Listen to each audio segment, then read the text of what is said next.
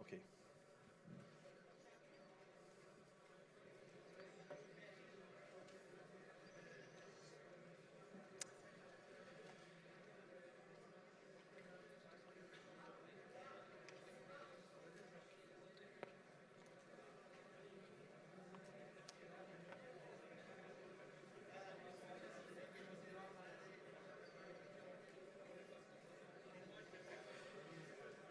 Bom dia a todos.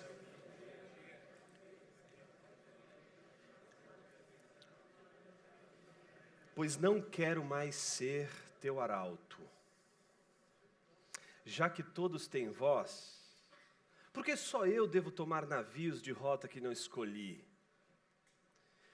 Por que não gritas tu mesmo a miraculosa trama dos teares, já que a tua voz reboa nos quatro cantos do mundo? Tudo progrediu na terra e insistes em caixeiros viajantes, de porta em porta a cavalo. Olha aqui, cidadão, repara, minha senhora, neste canivete mágico, corta, saca e fura, é um faqueiro completo. Ó Deus, me deixa trabalhar na cozinha, nem vendedor, nem escrivão, me deixa fazer teu pão. Filha, diz-me o Senhor, eu só como palavras. Adélia Prado, num poema chamado O Poeta Ficou Cansado, o poema que abre um livro de poemas chamado Romaria. Eu acho muito interessante esse poema, e eu me identifico muito com o drama que a Adélia Prado, de alguma forma, explicita nessa passagem. O drama de alguém que percebe que o seu instrumento de trabalho é a palavra. E que chega uma hora em que parece que não é mais suficiente lidar com as palavras. Parece que há um momento em que o artista das palavras se cansa das palavras, se cansa de usar a palavra. E é como a Adélia descreve nesse poema. Um poema que começa de uma maneira inusitada, com uma conjunção adversativa. Jamais um poema, de uma maneira clássica, começaria com uma conjunção adversativa, do tipo, pois. A pergunta é, o que vem antes? Eu quero saber o que vem antes desse pois.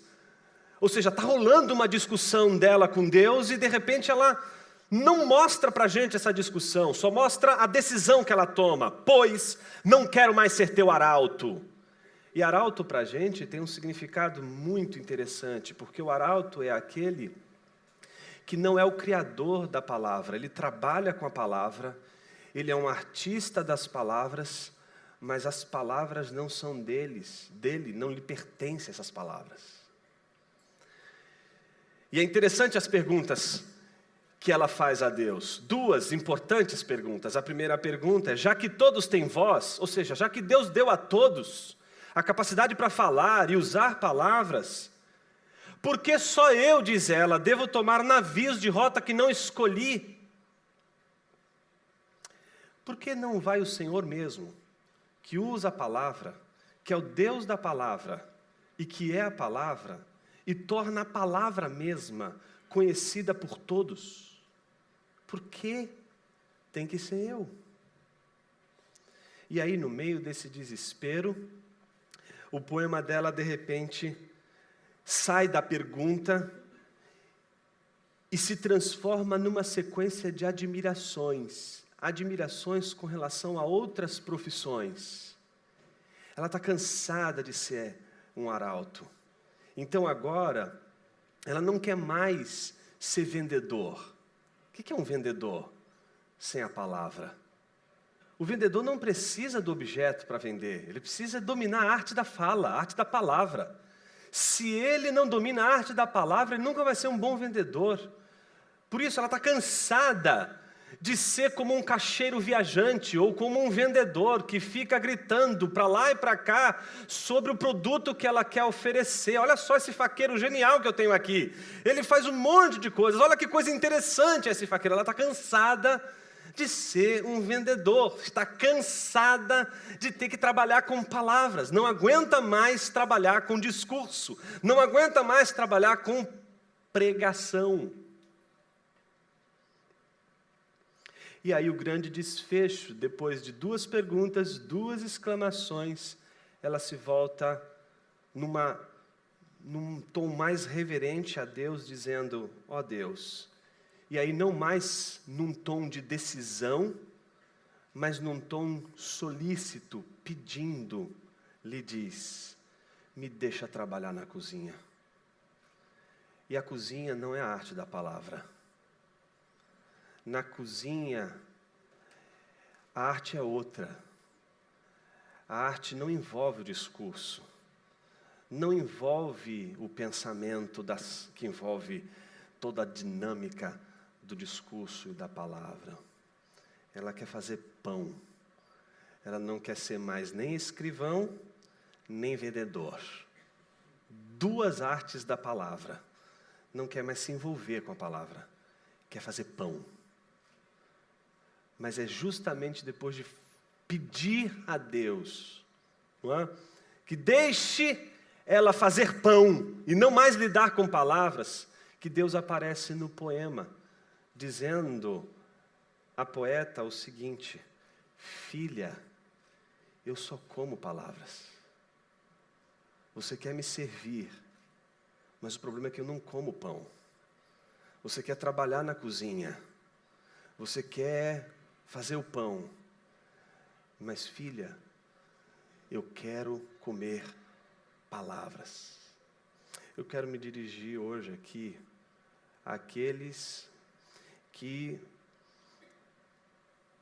têm desenvolvido na igreja o ministério da palavra, mas em especial aqueles que estão cansados da palavra, não da palavra logos tuteu, o logos de Deus, a palavra de Deus, mas do veículo pelo qual a gente anuncia a palavra, que são as palavras. Aqueles que estão cansados de pregar, porque já não conseguem mais acreditar no poder da pregação, e por isso são tentados a não mais usar palavras, mas a fazer o pão. E fazer o pão é aquilo que não vai exigir muito das palavras, mas pode exigir de você um descompromisso com as palavras, que automaticamente pode nos colocar num contexto em que não mais nos interessa comunicar algo, mas nos interessa fazer algo. É um salto do pregador para o ativista político. É o salto do pregador para o ativismo social. É o salto daquele que cansou. Eu não consigo mais acreditar que a pregação pode mudar um país, pode mudar um cenário, pode mudar uma cultura, pode mudar pessoas, pode transformar gente. E talvez o grande dilema do pregador, em torno desse cansaço, seja por conta do esquecimento, não em torno daquilo que a palavra representa, não em torno da importância da palavra, mas do esquecimento do conteúdo desta palavra. Como é difícil ser fiel a este conteúdo todos os dias. E é um pouco sobre isso que a gente vai falar hoje. Eu queria fazer uso, obviamente, do texto que nós estamos comprometidos a tratar, que é o texto de Tito, e eu vou tratar um versículo em especial, que é o versículo 3. Não pretendo aqui fazer um sermão expositivo, embora a reflexão esteja bastante atrelada ao texto, mas eu gostaria de levantar algumas questões e talvez pensar alguns direcionamentos para o ministério da pregação a partir dos desafios que essa epístola de Tito nos apresenta, em especial, na saudação, o versículo 3. Para isso eu quero ler mais uma vez, a gente já leu hoje esse texto, nós vamos ler novamente. É uma parte da epístola que é chamada de saudação, que é a abertura, onde Paulo se apresenta, não é? E também apresenta o seu destinatário. E ao apresentar-se a si mesmo, ele não só diz quem ele é, mas ele também fala da sua missão. Então eu gostaria que a gente pudesse ler mais uma vez. Tito, capítulo 1, versículo 1 ao 4, diz assim: Paulo, servo de Deus e apóstolo de Jesus Cristo, para levar os eleitos de Deus à fé e ao conhecimento da verdade que conduz à piedade.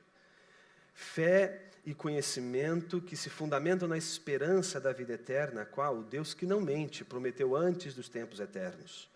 No devido tempo, ele trouxe à luz a sua palavra, por meio da pregação a mim confiada por ordem de Deus, nosso Salvador.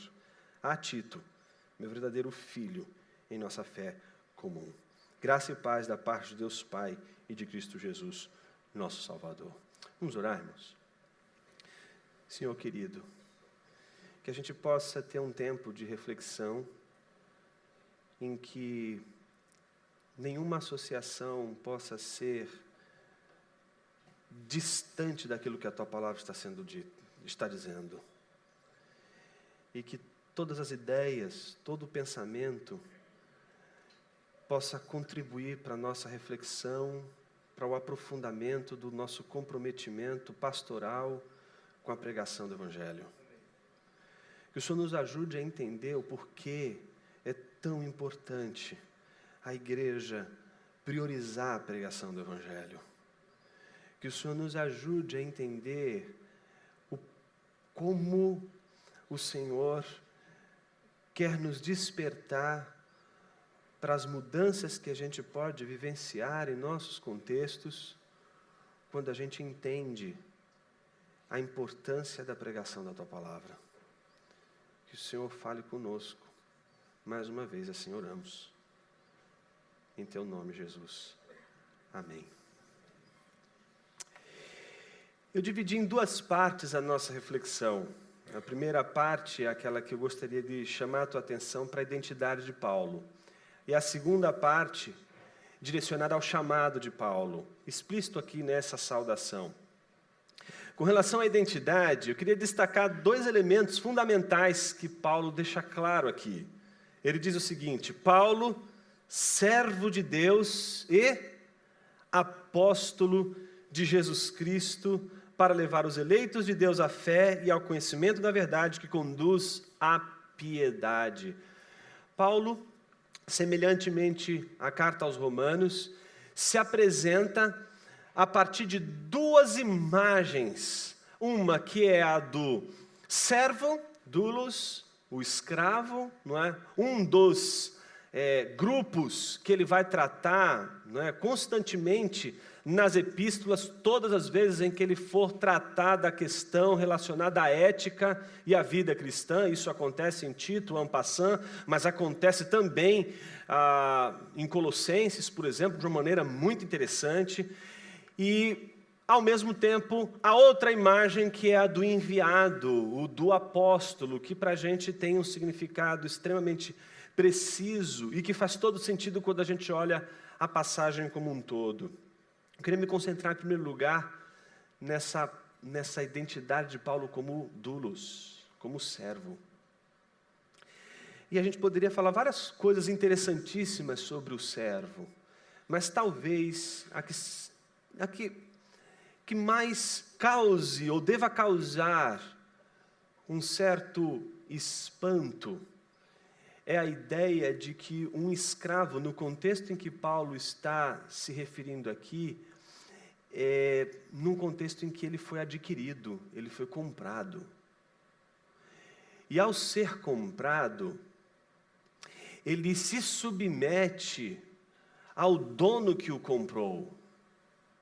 Ele não pode fazer a sua vontade, ele não pode realizar a sua vontade sem que a vontade que ele possui seja a mesma que a do dono. Se acontecer de a sua vontade não ser a mesma que a do dono, pior para ele. Porque a vontade que vai se fazer não é a vontade do escravo, sempre será a vontade do dono. Então a consciência primeira de Paulo não é a de que ser servo de Deus deva ser algo romântico. Eu acho que quando a gente usa até mesmo essa expressão, às vezes a gente é romântico, no sentido de achar que ser servo é uma questão, às vezes, de ordem glamurosa. E não tem glamour no servo. Glamour se foi. O glamour está no dono. O servo, ele se submete à vontade do seu Senhor. E eu não vou delongar mais do que já foi dito hoje de manhã. Segundo, ele é um apóstolo, ele se apresenta como apóstolo. Ele, em primeiro lugar, é aquele que foi comprado, ele não tem, portanto, nenhuma prerrogativa para manifestar a sua vontade como sendo prioridade, a sua prioridade que especifica a sua identidade como servo é fazer a vontade do seu dono.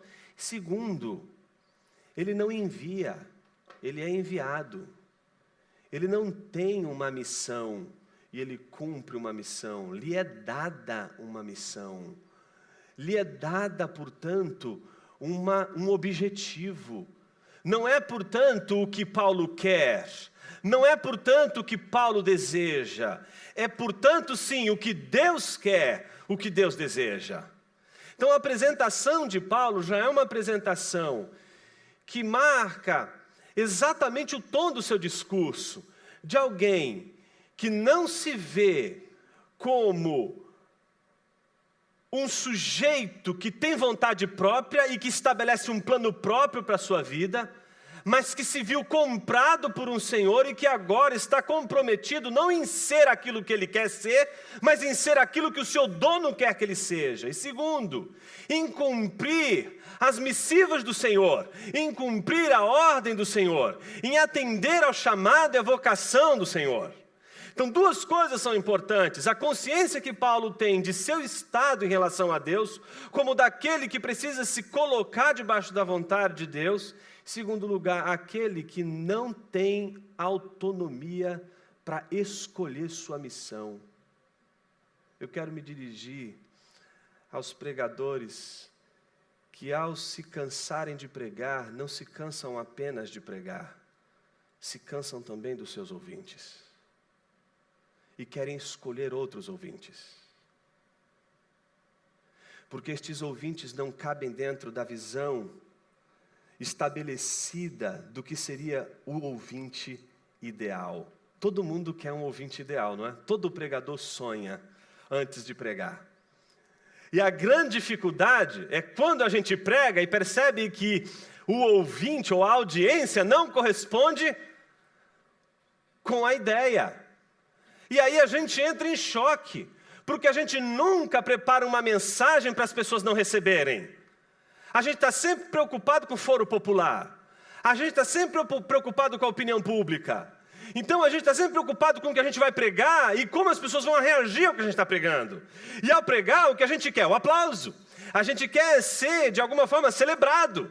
Quer que aquilo que a gente falou seja notado, seja, de alguma forma, percebido. E quando o público reage de uma maneira completamente contrária à que a gente esperava, apática, fria, sem receber a mensagem, sem entender a mensagem, e muito menos sem querer se comprometer com a mensagem, nós somos tentados a, às vezes, modificar ou a nossa mensagem ou modificar a audiência. Ou a gente abandona o público, ou a gente abandona a mensagem. É interessante como a gente vive essa pressão o tempo todo. E eu acho que Deus às vezes tem um senso de humor terrível. Eu acho que às vezes quando a gente imagina coisas grandes, né, uma igreja grande, Deus dá para a gente uma igreja pequena. E quando a gente quer, não, Senhor, eu quero uma igreja bem pequenininha, Ele dá para você uma multidão. Sabe por quê? É o povo que Deus te dá um instrumento para trabalhar a sua palavra. E aqui não é a palavra, é a sua palavra, o seu discurso. É a audiência que trata o nosso caráter como instrumento de Deus. Deus usa o seu povo para forjar pastores de verdade. Não dá para se formar pastor no gabinete. Não dá para se formar pastor em seminário. Desculpa, eu dou aula em seminário e eu não acredito que seminário forme pastor. Seminário pode ajudar bastante. Às vezes até atrapalhar, mas na maioria das vezes ajuda, né? Mas formar pastor, o gabinete não forma. Não é assim. A gente não forma pastor enfiando o menino lá no seminário, socando ele lá no seminário como se fosse uma fábrica de salsicha, saca? Você enfia lá, a coisa produz, sai a salsicha pronta. Então vem lá, você enfia lá o seminarista na igreja, dali a 4 anos você pega ele lá, pega a nota fiscal, pega tudo direitinho, olha, está pronto para ver, ter a garantia de que o produto saiu direitinho, né? E aí para você já botar ele no campo. É por isso que nunca existiu seminário na igreja antiga. O seminário é uma das maiores marcas do pecado da igreja. O seminário é a falha da igreja, meus irmãos. O seminário nunca existiu na igreja antiga. Porque na igreja antiga, pregadores eram formados por pregadores. Pastor forma pastor. É o discipulado do mecanismo da formação de um pregador. Aí você olha Agostinho, não é? Sabe Agostinho, não lá da grande família? O Agostinho da real família. O Agostinho de Hipona, antes da sua conversão, ele era professor de retórica, estudioso da gramática, da poesia latina, crítico da gramática e da retórica, um professor brilhante. E aí o que ele dizia aos alunos dele? Olha, se vocês querem aprender sobre gramática, vocês têm que ouvir os pregadores cristãos. Tem um tal de Ambrósio, que ele sim é o grande mestre de oratória que vocês não poderiam deixar de escutar. O próprio Agostinho ia aos domingos na celebração para ouvir o sermão de Ambrósio, não porque ele tinha interesses do conteúdo cristão, mas simplesmente porque aquilo que ele ouvia era extremamente elaborado.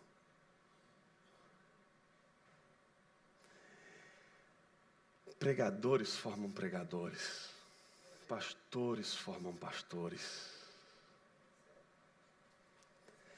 E é interessante porque talvez você olhe assim e fale assim, pô Jonas, você dá aula em seminário, você é professor de seminário, não é? Provavelmente estou correndo risco de perder meu emprego. Jay, por favor, cuidado com esse vídeo aí. Mas eu quero que vocês me entendam. Eu não estou militando contra os seminários e nem aqui com uma placa dizendo não passará. Fora o seminário. Não estou dizendo isso. Não estou me colocando contra os seminários dizendo que hoje os seminários fazem mal para a igreja. Pelo contrário. Sem o seminário vai ficar pior. O seminário está cobrindo uma falha da igreja. É isso que eu estou tentando mostrar. Eu recebo gente no seminário que não quer ser pastor. Que está ali no seminário porque diz assim, eu quero aprender mais da palavra. Meus irmãos, isso é vergonhoso. Isso é de arrepiar. As pessoas não estão procurando o seminário porque elas querem aperfeiçoar para o ministério. Elas já estão procurando o seminário porque elas estão com sede do evangelho, sede da palavra, sede de aprender a palavra. Então, quando a gente fala da grande tarefa da pregação, a gente fala de uma situação em que não dá para a gente começar sem antes tratar do caráter do pregador. Um pregador que não se considera, em primeiro lugar, propriedade de Deus e um enviado por Deus para uma missão, ele já não vai conseguir se manter na firme tarefa de pregar o evangelho até o último fôlego de sua vida. Porque quando chegarmos diante do Cordeiro Santo, o que ele vai nos perguntar não é quantos membros a gente tem na nossa igreja, mas quantas pessoas nós fomos capazes de cuidar até o fim e de conduzi-las à palavra de Deus com fidelidade. É tão interessante. Veja como Paulo descreve isso. Paulo, servo de Deus e apóstolo de Jesus, mas para qual motivo? Para levar, para conduzir. Para conduzir os eleitos de Deus a 2 caminhos. Quais são esses caminhos? Fé e conhecimento. Que coisa linda, não? O que todo mundo separa na igreja hoje. Não é? Fé de um lado, conhecimento do outro. Não, fé e conhecimento não dá. É a tal da história. Ou você é pregador ou você é inteligente. Os dois ao mesmo tempo não dá. Ou você é um homem de fé, ou você é um homem prático, ou você é um homem inteligente, um homem de equilíbrio mental. Os dois ao mesmo tempo não dá. Meus irmãos, eu fico arrepiado com essa coisa essa ideia do pastor escovão, já viu? O pastor que escova a ovelha. Isso me dá arrepio, irmão. Me dá arrepio. A missão do pastor é escovar a ovelha. Irmão, Deus não te chamou para escovar ninguém.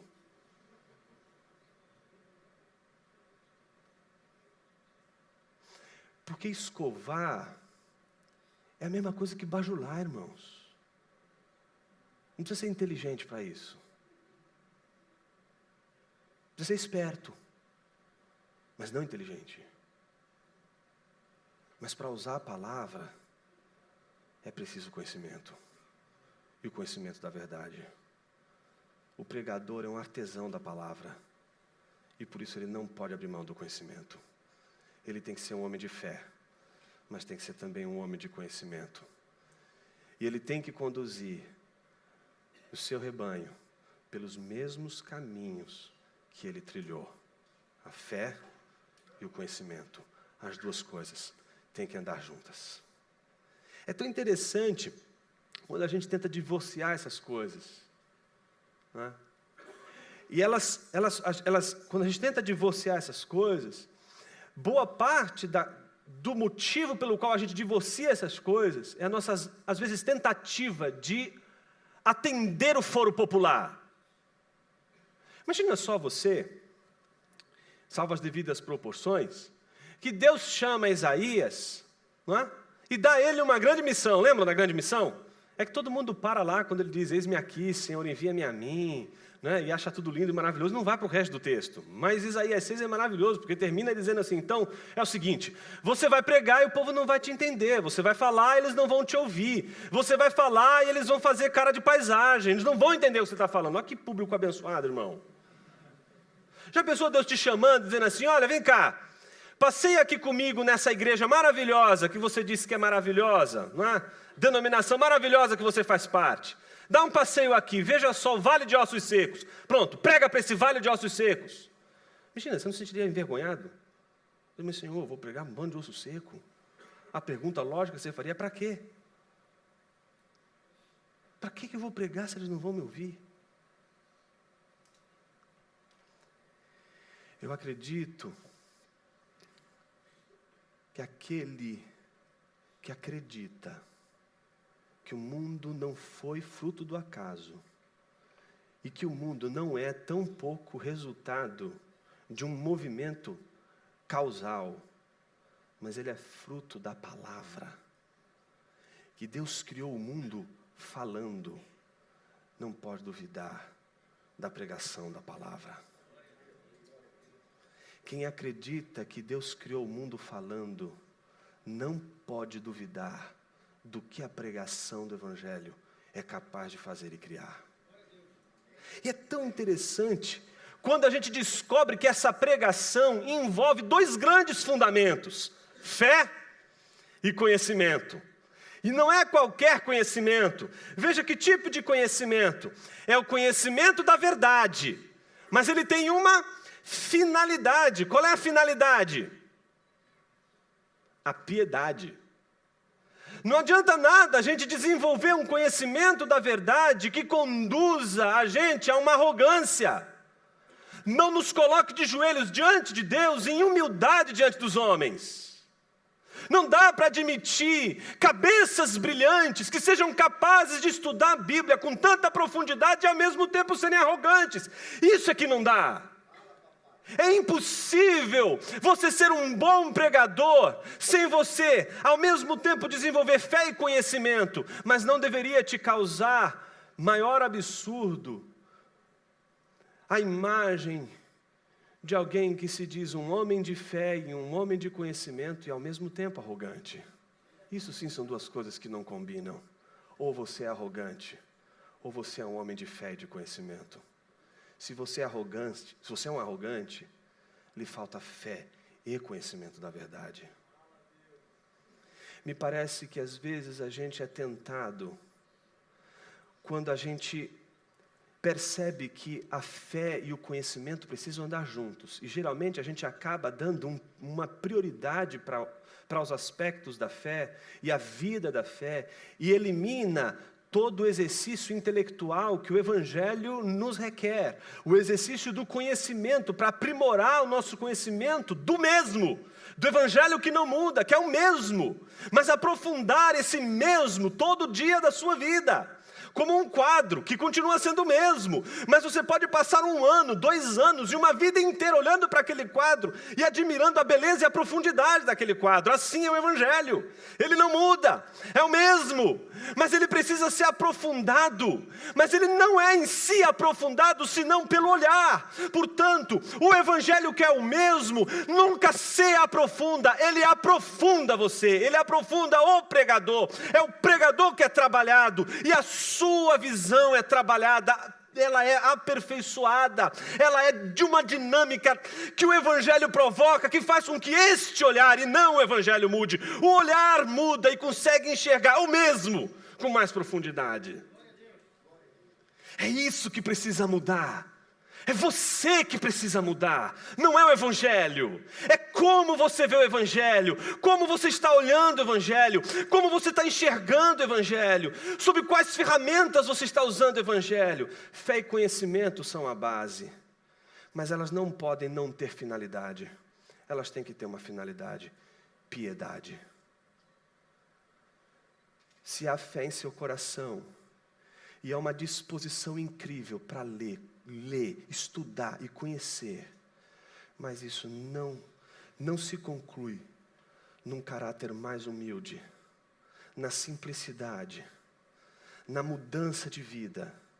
Essa fé e conhecimento não é a fé e o conhecimento da verdade a qual Paulo está se referindo. A fé e o conhecimento da verdade que Paulo está se referindo é aquela que nos conduz à piedade, a boa devoção. Mas não para por aí. Veja que ele diz o seguinte, versículo 2: fé e conhecimento que se fundamentam na esperança da vida eterna. Essa fé e esse conhecimento tem um fundamento. Qual é o fundamento? A esperança. Um pregador, ele não pode só olhar para o passado. O pregador, ele não pode apenas ser um historiador, ele não pode ser apenas um exegeta. A exegese é o trabalho de exumação do texto, é um trabalho arqueológico, é um trabalho historiográfico. Você vai, com a exegese, buscar toda a dinâmica do passado. Mas como diz o Osborne no livro Espiral Hermenêutica, ele diz que a interpretação, a hermenêutica bíblica, ela não se esgota na exegese. Ela começa com a exegese, mas ela tem que terminar com a pregação. E a pregação, vai dizer o Osborne, ela termina com a aplicação. E é tão interessante como a gente consegue estragar um sermão, não? Eu vou torcer para que eu não consiga estragar o de hoje. Porque a gente consegue estragar o sermão sempre no final.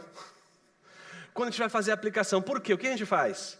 A aplicação é só contextualizar. O mais importante é a exegese. O que o Osborne está dizendo é: não adianta nada você fazer o olhar para o passado se você não olhar também para frente. É o retorno para trás que faz você enxergar melhor o futuro. Esse movimento precisa ser feito. Ele precisa ser realizado.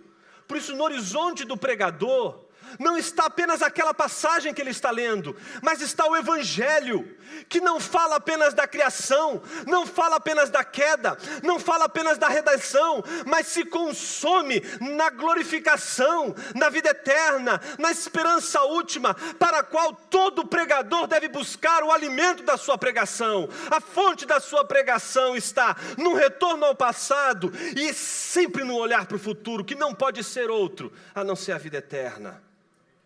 E é a vida eterna que coloca eu e você debaixo do juízo constante de Deus. A gente não gosta de falar sobre o juízo hoje. Juízo é uma coisa ruim nos nossos dias. Porque a gente prefere anistia. Um Deus que dá anistia. Um Deus que, perdoa todos e não há absolutamente nenhum julgamento.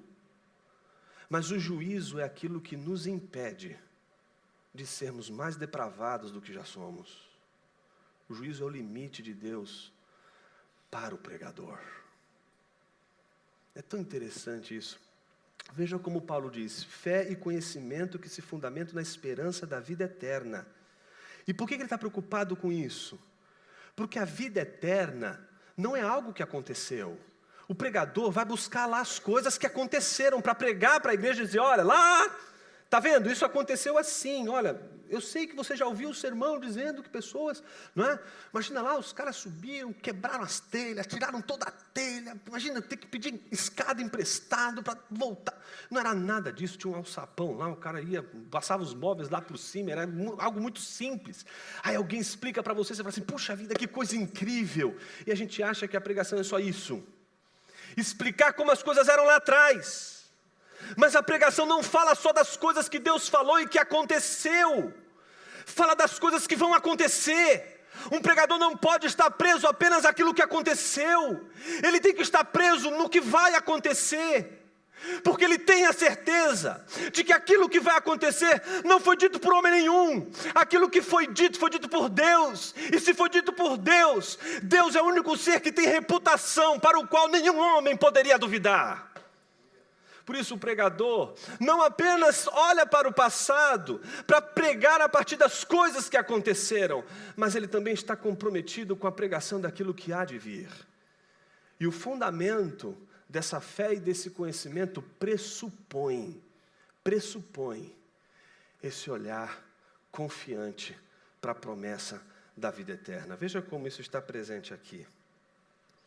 A qual o Deus que não mente. Em algumas versões, o Deus que não pode mentir. Uma coisa que Deus não pode fazer: mentir.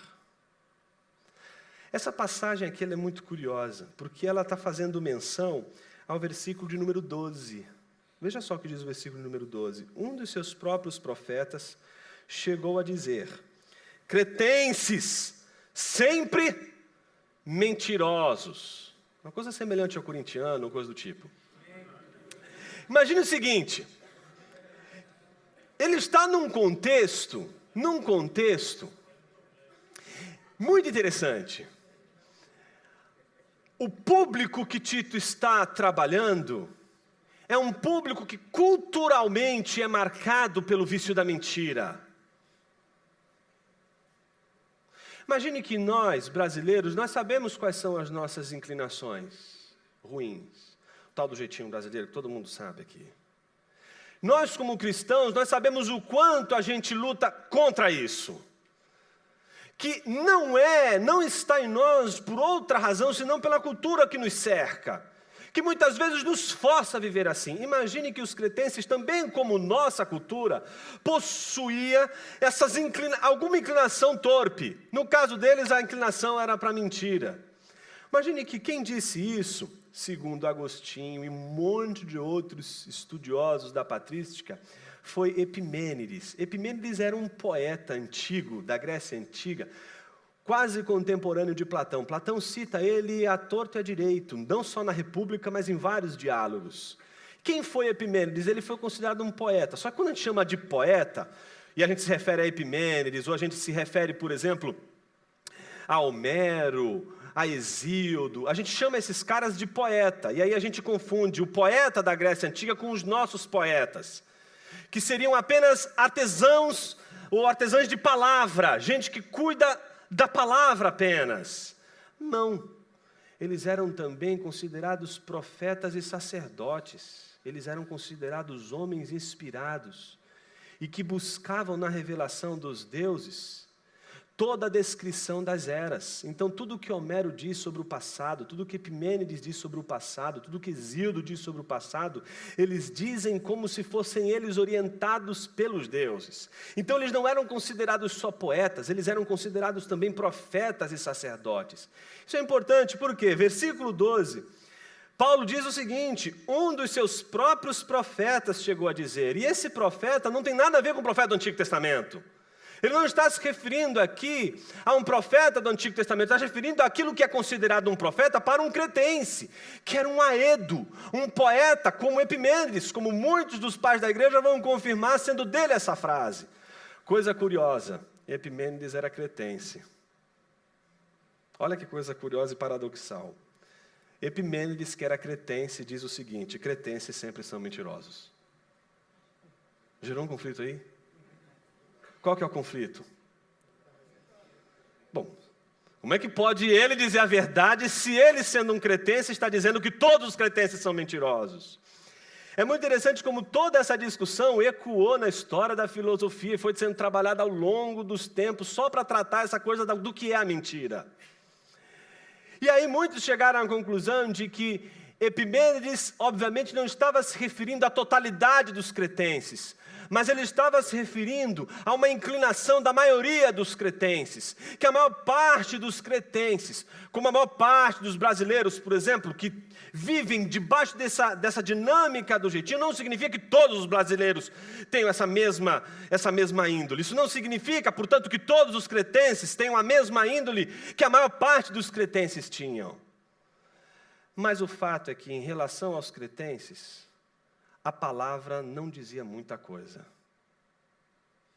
Palavras são só discursos. Eu vou pregar, mas qual é o comprometimento com a verdade? Como você vai pregar a palavra da verdade para um povo que, na sua maioria, não consegue acreditar na palavra?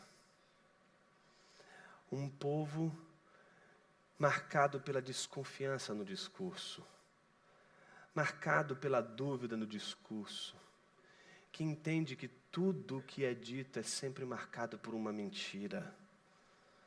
É interessante como Paulo faz questão de dizer que a fé e o conhecimento se fundamentam nessa esperança da vida eterna, o qual o Deus que não mente prometeu. Não é um cretense que está prometendo a vida eterna. O cretense não tem reputação. A reputação do cretense é a reputação das palavras que não se cumprem. Mas a reputação de Deus é a daquele que, quando diz, quando fala, a sua promessa se cumpre. Veja que coisa curiosa. Então, o Deus que não mente prometeu. Mas quando ele prometeu?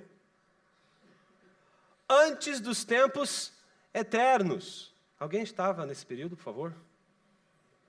Acho que nenhum de nós, né? Ele fez essa promessa lá atrás. Foi lá atrás, quando nada ainda havia. A pergunta é: como é que você sabe desta promessa que foi feita antes de tudo? Isso se mostra claramente no texto seguinte. No devido tempo, ele trouxe à luz a sua palavra. Esse devido tempo é uma palavrinha que Paulo gosta muito de usar nas pastorais. E ele usa em especial em 2 Timóteo, capítulo 4, que é a palavrinha kairos, o tempo oportuno.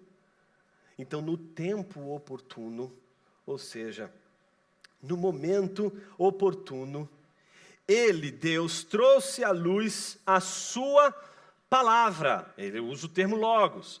Mas olha que coisa curiosa. Ele usa um meio para trazer à luz essa palavra. Qual é o meio que ele usa para trazer à luz essa palavra? O meio da pregação. A palavrinha usada aí é querigma ou querigma. Na gramática grega existe uma maneira de estruturar as coisas muito interessante. Então, por exemplo, você pega a palavra mente, por exemplo, nous. Nous é mente. E existe o ato de pensar, noesis. Então, todo nous, toda mente, ela estabelece um ato. Qual é o ato? O ato de pensar, noesis. Mas ninguém pensa. Sempre que alguém pensa, pensa em alguma coisa. Não existe o ato de pensar sem um conteúdo. Alguém pergunta para você, o que você está fazendo? Você diz, não estou pensando em nada. Pô, você está mentindo. Ninguém não pensa em nada. A gente não quer dizer o que estava pensando. Mas para a gente pensar, tem que ter um noema, tem que ter um conteúdo pensado. Pense que na pregação existe a mesma estrutura. Você tem o kerix, que é o pregador. Você tem o ato de pregar, krisain, é o ato de pregar. E você tem o querigma, ou querigma, como alguns costumam dizer. Este querigma não é em si o ato, porque não é pregar qualquer coisa, é pregar um conteúdo determinado. Não é simplesmente o ato de pregar e diga, olha, você pode pregar o que você quiser. Não, é o ato de pregar o conteúdo determinado. Veja só como isso ganha importância. No devido tempo, ele trouxe à luz a sua palavra por meio da pregação com conteúdo determinado. Veja o que ele vai dizer. Este conteúdo determinado, foi Paulo que inventou? Foi Paulo que criou? Foi Paulo que reconsiderou? Não. Este conteúdo lhe foi confiado por ordem de Deus, nosso Salvador. Por que que muitos de nós nos cansamos da pregação? Porque a nossa maior tentação é oferecer o nosso conteúdo. É oferecer o que a gente leu nos últimos dias. É oferecer o que a gente acabou de aprender. É oferecer o que a gente leu e fez bem para a gente. É oferecer as coisas que a gente leu e que de alguma forma nos fizeram bem. E aí a gente reproduz isso numa pregação que muitas vezes pode corresponder com a necessidade das pessoas, mas às vezes não corresponde nem com a necessidade das pessoas. E às vezes pode ser pior, não corresponde com aquilo que Deus quer que a gente pregue.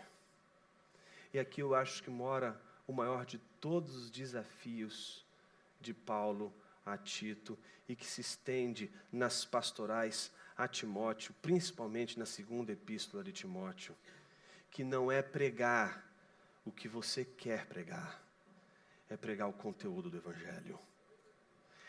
E, meus irmãos, pregar o conteúdo do Evangelho pode não ser algo extremamente popular, pode ser o contrário. Às vezes a mensagem do Evangelho não é popular. Em 2 Timóteo capítulo 4, versículos 1 e 2, Paulo coloca Timóteo debaixo de um juramento. E ele diz assim, conjuro-te, diante de Cristo Jesus, que há de julgar. O pregador sempre estará debaixo desse juízo, que há de julgar vivos e mortos. Aí ele diz, prega a palavra. Este é o compromisso de Timóteo. O compromisso de Timóteo não é fazer pão. O compromisso de Timóteo não é, por mais que ele tenha vontade de fazer um pão para Deus, o compromisso de Timóteo é, pregue a palavra. E ele continua dizendo, esteja preparado, insta em algumas traduções, esteja a postos, não é hora de você ficar descansado, não é hora de você ficar relaxado, é hora de você ficar a postos, para você pregar essa palavra, kairos e akairos, kairoticamente e akairoticamente, em tempos oportunos, e em tempos não oportunos, em tempos em que o Evangelho será popular, mas em tempos em que a pregação fiel do Evangelho não será popular. Me parece que é muito divertido pregar o Evangelho quando ele é popular. Porque a gente não precisa lidar com a pressão popular. Porque a pressão popular está recebendo uma mensagem popular. O problema é quando ela é acairótica. Quando a gente precisa entregar a mensagem e ela não é popular. E ela manifesta agora um outro movimento, que é o movimento da rejeição. O movimento da oposição. Nessas horas, a gente pode simplesmente negociar as nossas funções. A gente pode negociar a pregação. E se existe uma coisa que pastor nenhum pode negociar, é a pregação. Pastor nenhum tem o direito de negociar o ensino da palavra de Deus com o seminarista da igreja. É um erro. O pastor diz o seguinte: olha, o ensino agora vai ficar nas mãos do seminarista. Ele está terceirizando. E quando ele não tem na igreja, ele contrata de outra. Vai procurar quem chegou do seminário tal. É função do pastor pregar a palavra, ensinar a palavra. Não é uma questão de mente prática. Essa é a ideia que me dá arrepio, que é a ideia que fundamenta justamente o escovão da ovelha. O pastor é um cara prático, é o cara pragmático, é o cara que não consegue, ele não é da ordem da palavra, ele não trabalha com pensamento. O negócio dele é prática, é visitação, é cuidado de gente. Meus irmãos, não é só isso. Se fosse só isso, a função pastoral poderia ser cumprida por qualquer outra pessoa e às vezes muito melhor. A função pastoral exige visitação, exige acolhimento, exige autoajuda, mas mais do que isso, ela exige, em primeiro lugar, comprometimento com a pregação do Evangelho. Mas como pregar o Evangelho quando a gente já não consegue mais ver beleza nele? Quando ele é um quadro que a gente está cansado de ver todo dia e que agora não nos causa mais nenhum espanto, nenhuma admiração. É o mesmo quadro que de tantas vezes que você viu, já não te afeta mais. Susan Sontag escreveu um livro chamado Diante da Dor dos Outros. Ela pega um quadro de Goya, que é um soldado de Napoleão, deitado assim, meio bonachão, depois de ter enforcado, não é? um revolucionário.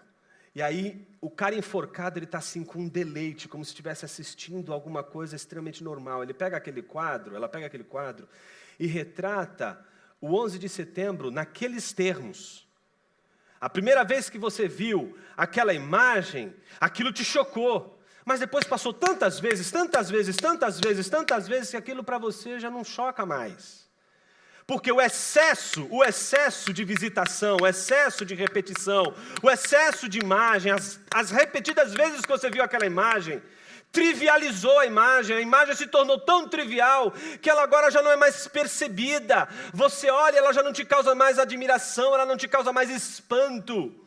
Me parece que nós, pregadores, podemos sim passar por essa grande tentação de, no meio da nossa caminhada, depois de tanto pregar, depois de tanto anunciar o Evangelho ter se tornado algo tão repetitivo que a gente não consegue mais se espantar com ele já não consegue mais nos ofender, ele já não consegue mais nos ferir, ele já não consegue mais nos comover, ele já não consegue mais nos sensibilizar. Nos tornamos burocratas do conteúdo da pregação, burocratizamos o conteúdo da pregação, e para que a pregação não se torne tão enfadonha, a gente começa a agregar à pregação outros e outros conteúdos que a gente considera talvez mais interessantes e mais atrativos.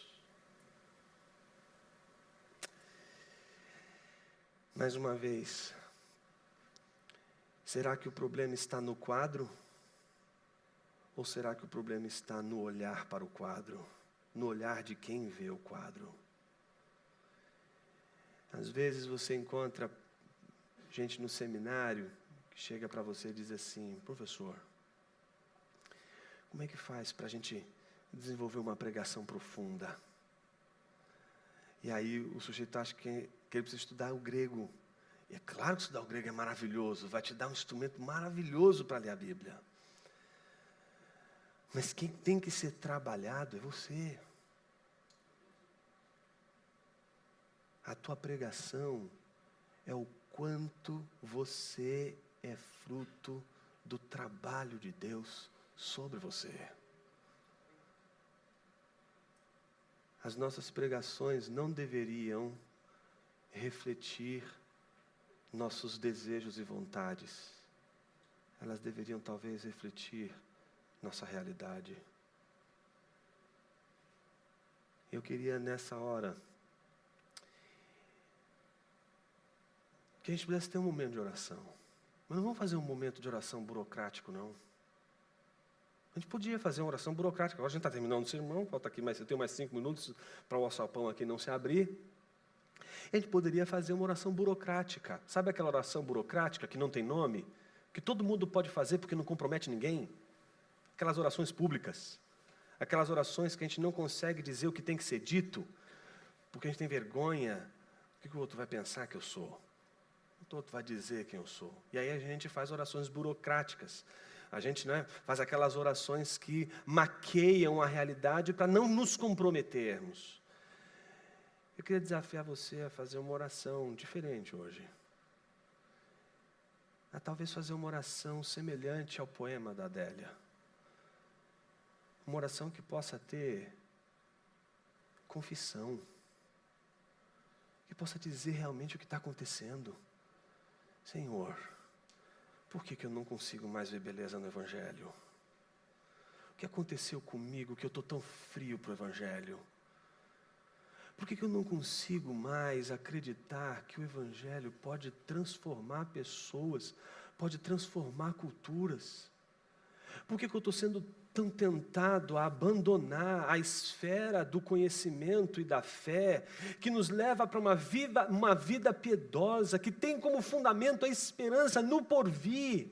Por que eu estou sendo tentado a abandonar todo esse movimento, a procurar modelos de gestão de igreja, para crescimento de igreja?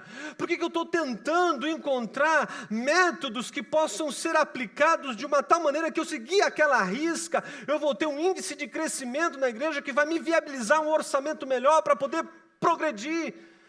Talvez a pergunta de fundo dessa oração seja: Senhor, eu acho que eu quero confessar diante de Ti, não é a minha frieza com relação ao Evangelho.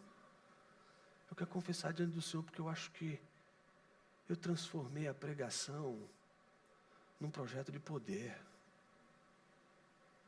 Eu transformei o ministério numa caminhada para chegar ao poder. Eu queria que o Senhor tratasse com o meu caráter hoje. Mas não só hoje. Todos os dias em que eu abri as Escrituras, e o meu interesse não for, em primeiro lugar, ser transformado por ela, ainda que a minha leitura seja com a intenção de transformar os outros. Eu acho que a gente, num determinado momento da vida, depois de tanto pregar, a gente pode desenvolver uma frieza com a Bíblia, uma frieza com as Escrituras, e uma técnica e uma retórica impressionante. Meus irmãos, ninguém está livre da retórica. Eu tinha um amigo no seminário, isso foi em 93. Esse amigo, ele dizia o seguinte: Jonas, eu começo a pregar, eu vejo que as pessoas não estão entendendo nada, eu choro. Eu começo a chorar, dali a pouco está todo mundo chorando. Termina o culto, as pessoas vêm falar comigo: o pastor foi uma bênção. É um picareta um sujeito desse, não? Por quê? Porque a retórica pode fazer isso. E você que prega a palavra e ensina a palavra na igreja sabe muito bem o que eu estou dizendo. Você sabe que a oratória, a retórica, ela tem esse poder sedutor. Ela é uma arma que você pode sempre usar e que você nunca consegue não usar. A pergunta é como você vai usar essa retórica. Como você vai usar esse talento que Deus te deu de falar, de comunicar, de se envolver com as palavras. mas sem perder de vista o fato de que Deus não te chamou para ser um mero pregador. Ele te deu um querigma, Ele te deu um conteúdo a ser pregado. Você não pode pregar o que você quer. Deus não te deu autonomia, nem para escolher a pregação, nem o público. Você não pode escolher a quem deve você pregar o Evangelho. Deus não te deu autoridade para você escolher o teu público. Deus também não te deu autoridade para pegar o que você quer. Jonas, eu acho que eu estou nesse caminho que você está falando aí de frieza. Eu acho que eu já não me preocupo mais com isso. Eu acho que eu me preocupo com a sensibilidade das pessoas. Não que seja ruim, mas ela acabou sendo um peso tão grande na minha balança que acabou revelando que todo o meu ministério é um trajeto para o poder.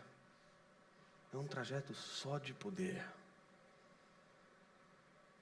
Se você consegue hoje ter no seu coração o peso dessa consciência, eu quero louvar a Deus por sua vida. Porque só um santo poderia ter essa consciência. Só um homem de Deus, uma mulher de Deus, poderia ter o peso dessa consciência diante da pregação urgente e fiel da palavra de Deus. Só um homem piedoso, só um homem segundo o coração de Deus consegue sentir a dor do pecado de pregar infielmente a palavra de Deus. Talvez seja o momento da gente mais confessar do que a gente pedir ajuda a Deus. Diz um teólogo antigo, Evagrio Pôntico, um padre do deserto, ele dizia o seguinte: se és teólogo, verdadeiramente oras. Se oras, verdadeiramente és teólogo. A maior obra teológica de um teólogo não é uma teologia sistemática, é a sua oração. Uma teologia sistemática não chega perto de uma oração que reflete o caráter de um homem e de uma mulher de Deus.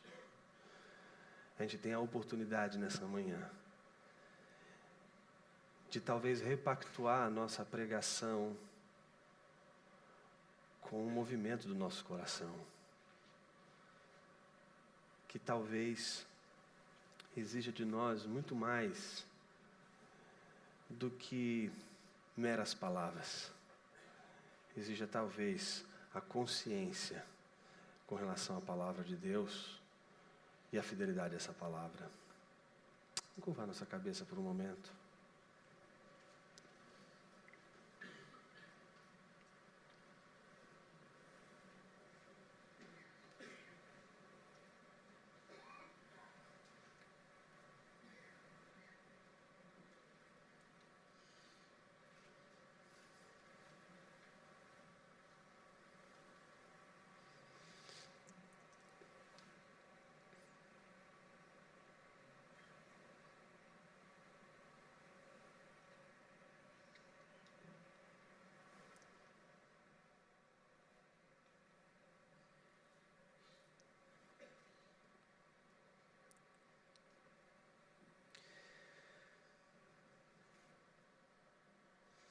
Senhor, no mundo que a gente vive,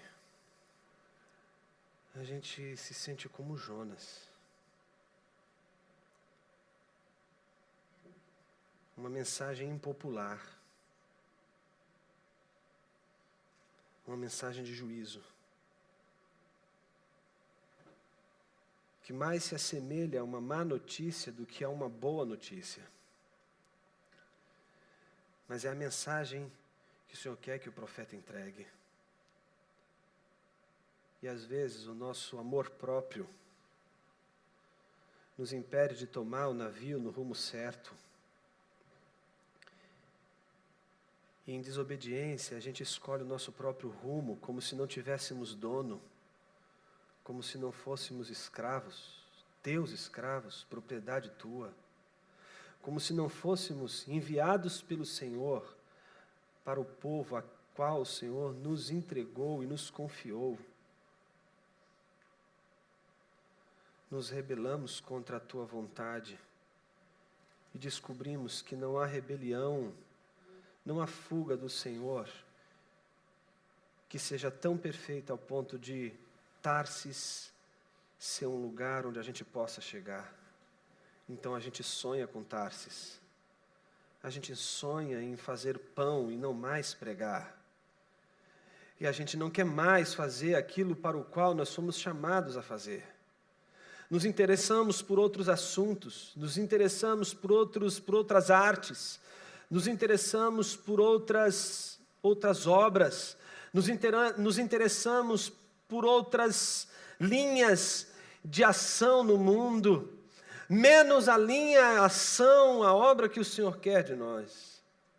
Sonhamos em fazer o que queremos, sonhamos com Tarsis todos os dias e queremos chegar em Tarsis de qualquer jeito, mas descobrimos no meio do caminho que pela tua graça e misericórdia, Tarsis não passa de uma imagem que nunca será real, não passa de uma ideia que passou em nossa cabeça, que uma vez que atendemos a tua palavra, a vocação da pregação da tua palavra, estamos comprometidos com aquele que realizará a sua vontade e nos conduzirá novamente ao caminho correto, porque tu és o supremo pastor, aquele que encontra a ovelha perdida e traz ela novamente para o redil, leva ela novamente para o aprisco, como o Salmo 119 nos ensina no finalzinho, no último versículo.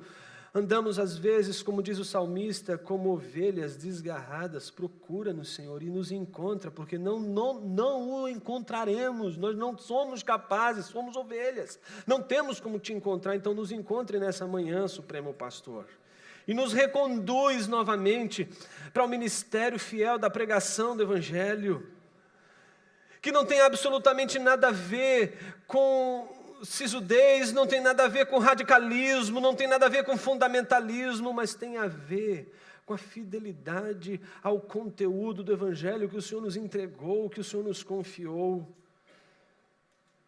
Quão bom saber que a tua maravilhosa graça nos coloca de novo no caminho, e mesmo com uma mensagem tão impopular, o Senhor salva toda uma cidade, políticos se convertem, pessoas se convertem com uma mensagem tão dura, com uma mensagem tão impopular, porque essas coisas acontecem quando a gente te obedece. Mas nos ajude, Senhor, no caminho da pregação, no caminho do ensino da Tua Palavra, a não nos perdermos na tentação da trivialidade do Evangelho, esse quadro que é sempre o mesmo, esse quadro que todos os dias é o mesmo e não muda, mas que é capaz de nos mudar todos os dias. Nos impeça, Senhor, de perdermos a sensibilidade para o Evangelho, de encontrarmos algo que seja mais profundo que o Evangelho. Nada é mais profundo do que o Evangelho, nada é mais profundo do que Jesus. Nada é mais profundo do que a mensagem da cruz, nada é mais profundo do que a mensagem da ressurreição, nada é mais profundo do que a promessa da vida eterna, nada é mais profundo do que o perdão dos pecados, nada é mais profundo do que a salvação de Cristo Jesus, nada é mais profundo do que o reconhecimento da Tua graça, que nos salva, que nos perdoa os pecados, mas nos dá criatividade para influenciar a nossa cultura, para influenciar a arte, para influenciar o mundo à nossa volta, de uma maneira criativa e fiel à Tua Palavra. Nos ajude, Senhor, a sermos sal da terra, não a ser um sal no saleiro, que a gente pode admirar e ver o seu valor, mas nunca vê-lo esfregado na carne, tocando a terra. Nos livra, Senhor, de construirmos muros e fortalezas que nos distanciam do público a quem o Senhor quer, de fato, que entregamos a mensagem do Evangelho. Nos ajude a lidar com o fenômeno do clientelismo, que é o fenômeno de pessoas que não estão preocupadas mais com o Evangelho, mas estão preocupadas com o melhor tipo de igreja que elas podem encontrar pela frente. Nos ajude, Senhor, a não ceder à tentação de oferecer a melhor igreja. O Senhor quer que nós ofereçamos o Evangelho. Nos livra, Senhor, de sucumbirmos diante da tentação do clientelismo que faz a gente se preocupar com as estruturas da igreja e não com as pessoas. Que faz a gente perceber que é mais fácil a gente administrar a igreja do que preparar um sermão, do que exortar um irmão que está em adultério, quando esse irmão que está em adultério é um dos pastores da igreja, ou esse irmão que está em adultério é alguém que contribui tão significativamente para o orçamento da igreja. Nos ajude a entendermos, Senhor, que às vezes a nossa fuga para o administrativo, para o escritório da igreja, é porque a gente está cansado, é porque é muito difícil, Senhor, lidar com as questões que envolvem pessoas. É muito mais fácil trocar um carpete da igreja, é muito mais fácil pintar a igreja, é muito mais fácil deliberar sobre os bancos, a troca de bancos da igreja, ou a mudança de um templo para um outro lugar mais confortável e maior, que possa abrigar melhor as pessoas. Como é difícil a gente se preocupar todos os dias com os adolescentes de nossa igreja e discipulá-los com o Evangelho da Tua Palavra. Como é difícil a gente sentar para tomar um café com o adolescente da igreja. Como é fácil a gente sentar com os pais deles, mas como é difícil a gente gastar tempo com eles. Como é difícil a gente visitar o setor infantil da igreja e se preocupar com a pregação do Evangelho e o ensino do Evangelho no setor infantil da igreja. Como a gente tem, Senhor, abandonado o nosso posto, e a gente tem deixado de ser referência no que diz respeito à profundidade do Evangelho. Pessoas estão procurando seminários, pessoas estão procurando mestres e teólogos, porque já não estão conseguindo encontrar em seus pastores uma fonte de beleza, de verdade, de justiça presente no Evangelho.